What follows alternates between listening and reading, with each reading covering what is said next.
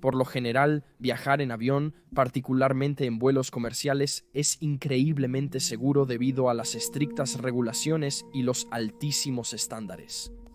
No obstante, eso no excluye la posibilidad de accidentes, ya sea debido a la inexperiencia de un joven piloto o a las duras condiciones climáticas. A veces aquellos que se aventuran en un vuelo nunca regresan a casa. En el episodio de hoy, cubriremos solo algunas de estas instancias mientras exploramos los casos de 3 pilotos que desaparecieron sin dejar rastro.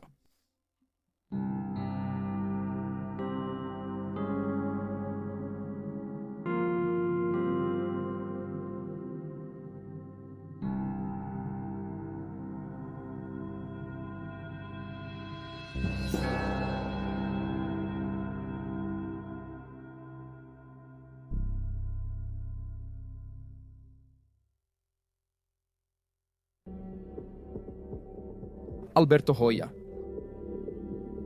El nombre de Alberto Joya puede que no les suene a la mayoría de ustedes, pero es conocido como un temprano aviador estadounidense que ahora es más famoso por su repentina desaparición mientras volaba a Staten Island para participar en el Derby aéreo americano del New York Times.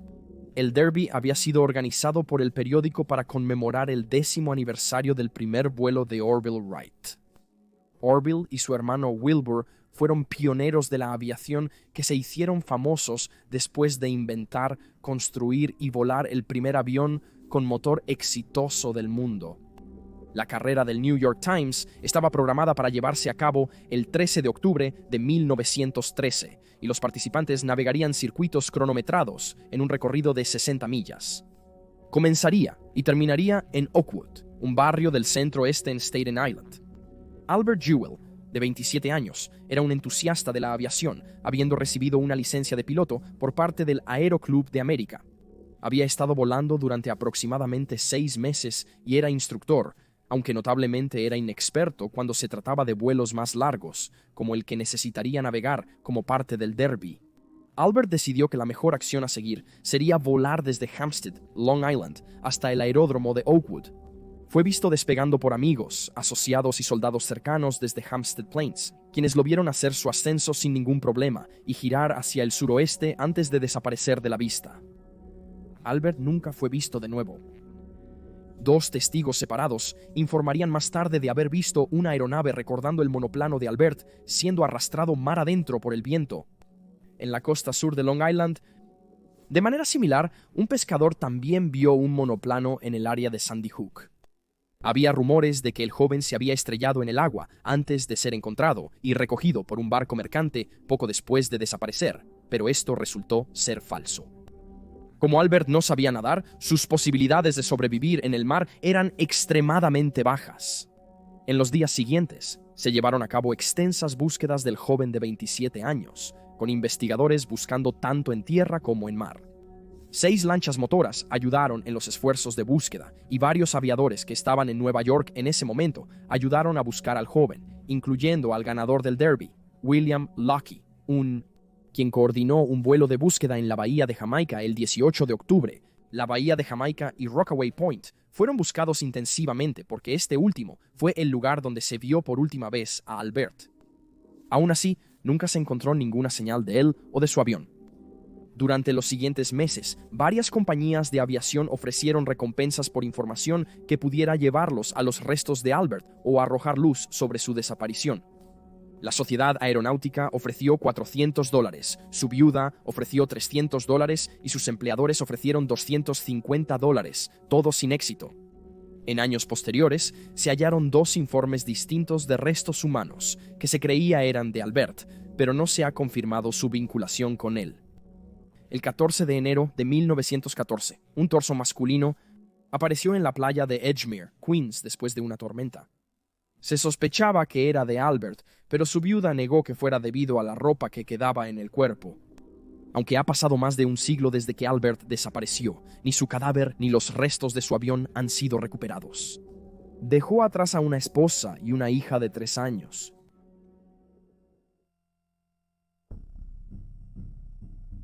Brian Chadwick.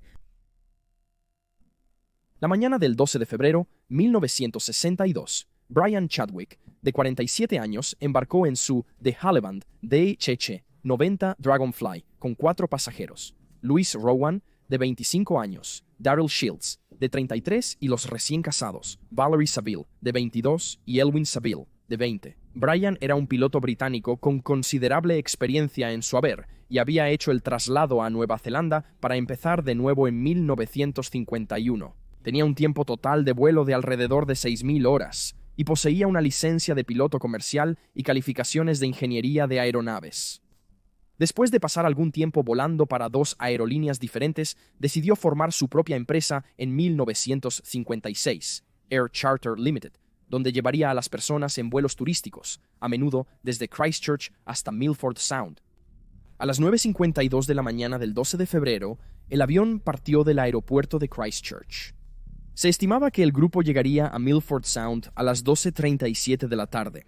La ruta habitual de Brian incluía cruzar los Alpes del Sur, una cadena montañosa en la isla sur de Nueva Zelanda, pero el clima de ese día dejó claro que sería imposible para él ir por este camino. Según informes, mientras hablaba por teléfono esa mañana con un pronosticador del tiempo, mencionó que podría volar al sur de su ruta habitual a través del condado de Mackenzie para evitar el mal tiempo. 2 días antes, tuvo que cancelar un viaje a Milford Sound por condiciones climáticas parecidas. Sin embargo, hasta hoy es incierto el camino que tomó Brian. Su Dragonfly nunca llegó a Milford Sound, y tanto él como sus pasajeros nunca han sido vistos ni escuchados en las décadas desde que desaparecieron después de despegar en 1962. Mike Kerr, el oficial a cargo de los vuelos en Milford Sound, era amigo de Brian y se preocupó cuando el hombre de 47 años no llegó a las 12:37 como estaba programado. No obstante, pasada la 1 de la tarde, la preocupación se transformó en alarmas estridentes. 1 hora después se lanzó una operación de búsqueda y rescate, y en la semana siguiente se llevó a cabo la búsqueda aérea más grande de Nueva Zelanda. No se halló rastro alguno de la libélula ni de sus pasajeros. Después del despegue, Brian no hizo ningún contacto por radio, pero varios testigos creyeron haber visto la libélula en varias etapas de su viaje. Numerosas observaciones ubicaron la aeronave volando más allá de Fairleigh y el moderno Twistle, antes de girar a la derecha hacia el lago Oahu y continuar hacia el valle Hopkins. 2 collares de ciervos avistaron la libélula aquí. Otros testigos creyeron que el avión luego giró a la izquierda hacia el valle Huxley, lo que llevó a un paso bajo en las montañas que Brian conocía. Esto le habría permitido acceder a la ciudad de Hast y a la costa oeste. A pesar del paso del tiempo, la desaparición de Brian, sus pasajeros y su avión ha permanecido como un misterio atractivo para aquellos con interés en casos sin resolver. Un individuo de este tipo es Bobby Reef, quien compró un libro sobre el caso en 2008. Reconoció a Brian como un hombre al que le había vendido un yate 50 años antes. En los años posteriores a la compra, Bobby y su familia han dedicado semanas de su vida buscando a Brian. Y los restos de su avión, en 2015, descubrieron una bota de mujer en lo alto del valle de Huxley. Creían que el zapato podría haber pertenecido a una de las pasajeras, Valerie, ya que el área era tan remota que es poco probable que alguien más hubiera estado allí. Bobby señaló que el terreno en el valle es demasiado empinado para que el avión pudiera haber salido de él en las sombrías condiciones climáticas de la época, y declaró, cito, «La única salida es volver», y él no volvió a salir. Ha propuesto la idea de que Brian voló hacia una nube, se perdió y se estrelló contra la montaña. Sin embargo, algunos no concuerdan con la conclusión de Bobby Reeves. Otra parte interesada, Low Bone, cree que la libélula voló por el río Huxley, pero señala que un granjero en el área de Dingleburn escuchó un avión de 2 motores volando hacia el sur. Después de las 11 de la mañana, 4 testigos, alrededor de las 11:30 de la mañana, escucharon un avión en las nubes de arriba, aunque no lo vieron cerca de Wanaka. Además, los cazadores informaron haber visto objetos o árboles perturbados en el Valle del Arco Iris, cerca del monte Aspering, poco después. Paul Powell, líder del equipo de búsqueda y rescate de Otago, también piensa que es probable que el avión haya terminado en esta área. Un informe de 2023 señala que Paul está intentando obtener financiamiento para buscar en el Valle del Arco Iris cualquier resto del Dragonfly o de los que estaban a bordo, aunque hasta ahora no ha tenido éxito. También este año, la operación Dragonfly fue organizada por la policía, quienes buscaron en un área en South Westland, cerca del río Jacobs, después de que se descubrieron un arnés de avión y un pedazo de alfombra. Se cree que han sido arrastrados desde las montañas. Aunque hay algunas sugerencias de que el arnés era del Dragonfly, no está vinculado de manera concluyente con la aeronave. De cualquier forma, parece que esta búsqueda no dio resultados. Ha habido cierta especulación en los últimos años sobre si Brian debería haber estado volando ese día o no, y no solo por el sombrío clima. Según informes, los registros de mantenimiento del avión de Brian habían sido alterados incorrectamente, y el avión estaba técnicamente sobrecargado, aunque se ha señalado que el peso extra en combustible que llevaba se habría quemado en la primera hora. Además, el Dragonfly no estaba equipado para viajes alpinos. Brian solía usar otro avión para estas excursiones, pero no estaba disponible en ese momento, por eso utilizó el Dragonfly. Se ha señalado que los carburadores del Dragonfly eran conocidos por congelarse en la nube, lo que provocaba el fallo del motor. Si perdía uno de sus dos motores, a menudo luchaba para mantener la altitud. Sea cual sea el caso, aún no se han encontrado los restos del Dragonfly, su piloto y sus pasajeros. Frederick Valentich. Frederick Valentich tenía grandes sueños de conseguir un trabajo en la aviación en la década de los 70, y aunque logró acumular 150 horas de vuelo y una calificación de instrumentos de clase 4 en 1900, lo que le permitía volar de noche en condiciones meteorológicas visuales, no pudo asegurarse un lugar en la Real Fuerza Aérea Australiana. Las dos solicitudes que hizo a la Real Fuerza Aérea Australiana cuando era joven fueron rechazadas porque no cumplía con las calificaciones educativas necesarias. Frederick continuó estudiando a tiempo parcial con la esperanza de convertirse en piloto comercial, pero por lo que se cuenta, parecía ser un mal estudiante que reprobó 2 veces las 5 materias del examen de licencia comercial. Justo un mes antes de desaparecer, reprobó 3 más. Además, estuvo involucrado en varios incidentes como piloto.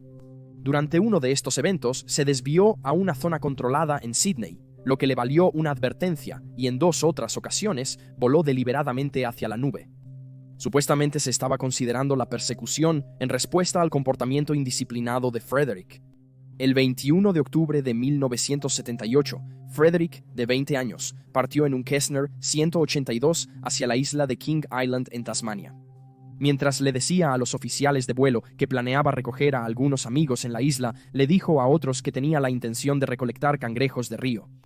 Las investigaciones posteriores revelaron que ambas afirmaciones eran falsas y la verdadera razón por la que Frederick volaba a King Island sigue siendo desconocida hasta el día de hoy. De acuerdo con su historial de mal comportamiento, el joven de 20 años no siguió el procedimiento adecuado cuando decidió no informar al aeropuerto de King Island de su intención de aterrizar allí. Se escuchó por última vez a Frederick alrededor de las 7:06 de la tarde, cuando informó al servicio de vuelo de Melbourne por radio que una aeronave no identificada lo seguía a 4.500 pies de altura. Se informó al joven de 20 años que no había tráfico conocido a ese nivel, pero insistió en que podía ver una gran aeronave iluminada por 4 brillantes luces de aterrizaje. No pudo identificar la nave, no reconociendo su tipo, pero dijo que había pasado a unos 1.000 pies de altura y continuaba moviéndose a alta velocidad. Luego afirmó que se le acercaba desde el este, agregando que el piloto de la aeronave podría haber estado jugando con él, a propósito. Poco después, Frederick informó que la aeronave estaba orbitando sobre él. Lo describió como una superficie de metal brillante con una luz verde encendida. Una de las últimas cosas que afirmó fue: "No es una aeronave, es..." Frederick interrumpió su transmisión por problemas de motor, pero se reanudó minutos después. Se escuchó un ruido no identificado, descrito como sonidos de raspado metálico, antes de perder el contacto. En las siguientes horas, se lanzó una búsqueda por mar y aire, en un intento por encontrar a Frederick y su avión desaparecido. La búsqueda se extendió por más de 1.000 millas cuadradas, pero no se encontró rastro del joven de 20 años ni de su avión. Los esfuerzos de búsqueda se suspendieron 4 días después, el 25 de octubre. El Departamento de Transporte de Australia investigó el caso poco después de que Frederick desapareciera.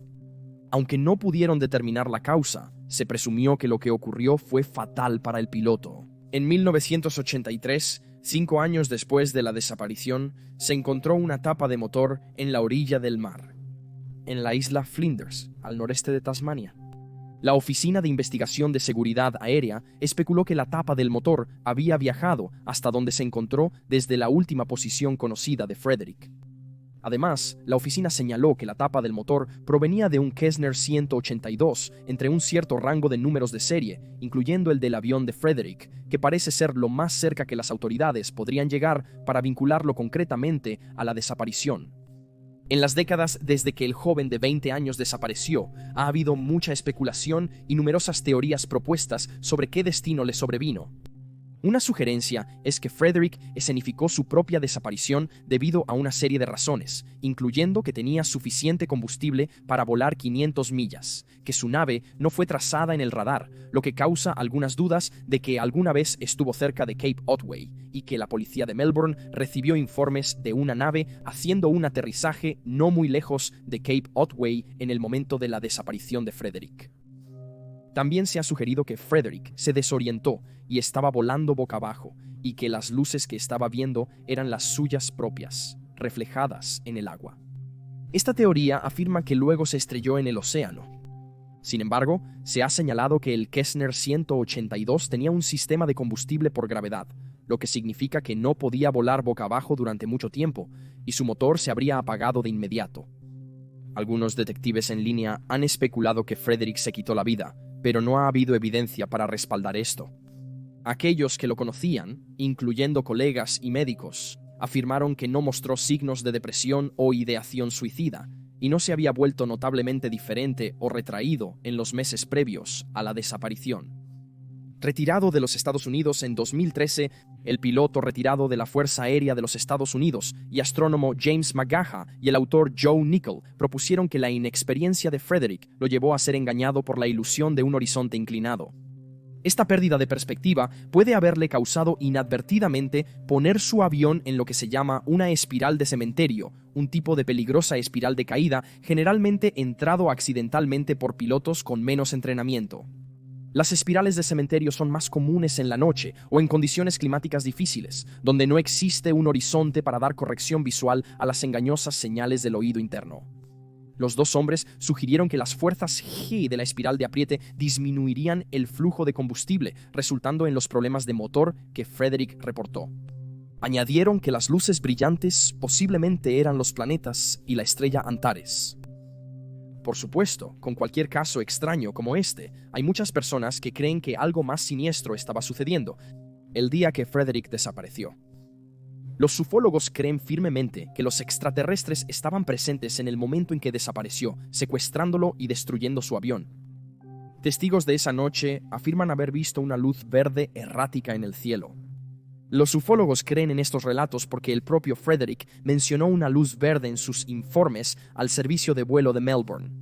Un grupo llamado Ground Saucer Watch, con sede en Phoenix, Arizona, afirma tener fotografías del día de la desaparición que muestran un objeto en rápido movimiento saliendo del agua cerca del faro de Cape Otway.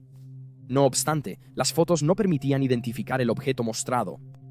Es notable que el padre de Frederick afirmó que su hijo era un firme creyente en los ovnis y pasaba mucho de su tiempo en el aire preocupado por ser atacado por extraterrestres. Un artículo de noticias de 1982 del Herald informó que un productor de cine independiente llamado Ron Cameron estaba buscando los restos de varios accidentes de avión, incluyendo el de Frederick. Cameron indicó que estaba cerca de recuperar los aviones al apuntar que los 4 sitios de accidentes estaban próximos entre sí. No obstante, la recuperación parece nunca haber ocurrido. Ciertamente, nunca se ha encontrado el avión de Frederick ni sus restos. Hasta el día de hoy, Frederick sigue desaparecido, y lo que le sucedió el 21 de octubre de 1978 sigue siendo un misterio. Y ahí tienes los hechos. Por favor, deja un comentario abajo con tus propias teorías y especulaciones, y recuerda darle me gusta a este video y suscribirte para apoyar al canal. Gracias por ver, mantente alerta, mantente seguro y nos vemos la próxima vez.